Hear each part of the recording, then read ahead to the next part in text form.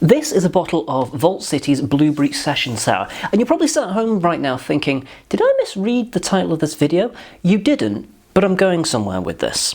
For as long as this channel has existed, one of the sort of continuity points, I suppose, is that no matter how many different sours I tried, and I've tried a few at this point, I should probably get a playlist together, I don't like sours. It's one of those things that I can't get around to. I described it as, it's kind of like women. Loads of people are into it, it's just not for me. So when I say, not only did I enjoy this sour, but that I also ended up buying 2 more of them, I like them that much.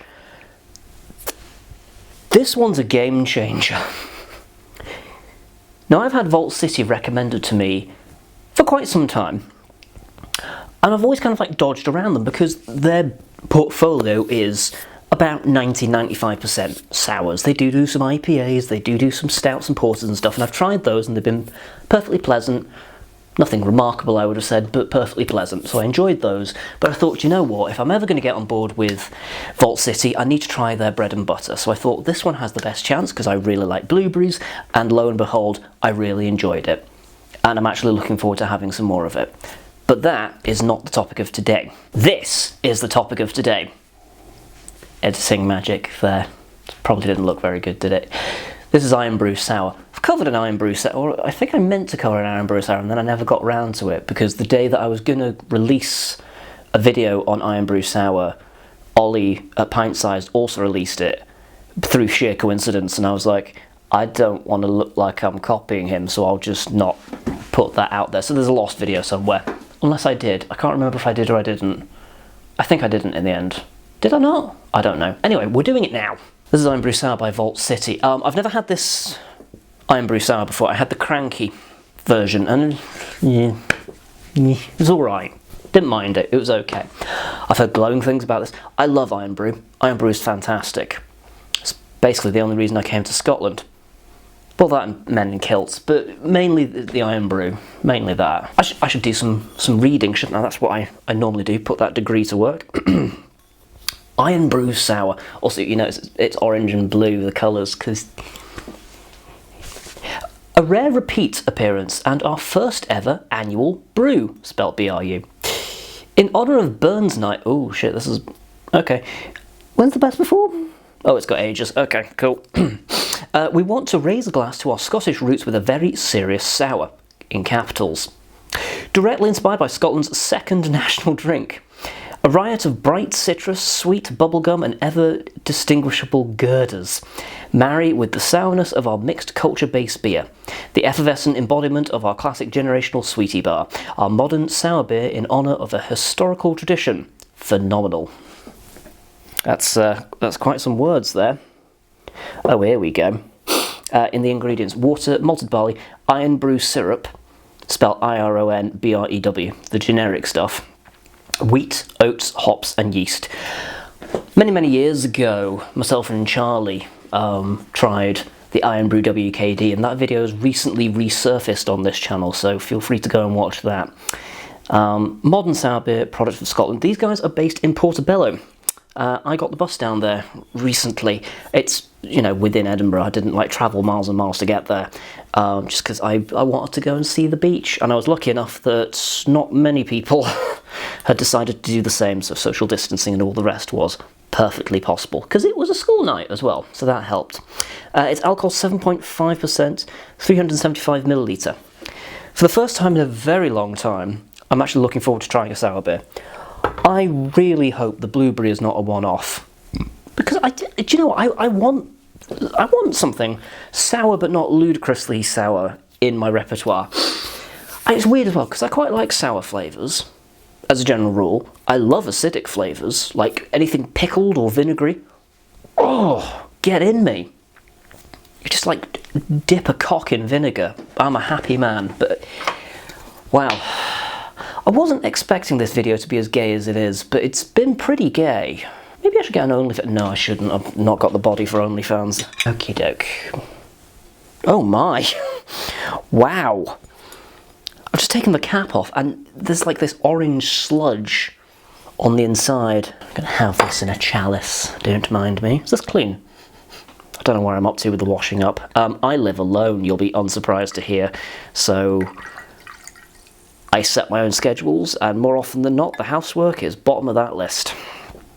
I am a slob. I mean, I drink beer on the internet. I don't really know quite what you were expecting from me. So it's a lovely... Do you know, actually, it's orange squash, isn't it, that colour? Like Robinson's Fruit and Barley orange squash. Vinegary. Yeah, it's definitely acidic, but it's not got that like refluxy tang that a lot of sours do. You know, that kind of like smell of fresh sick.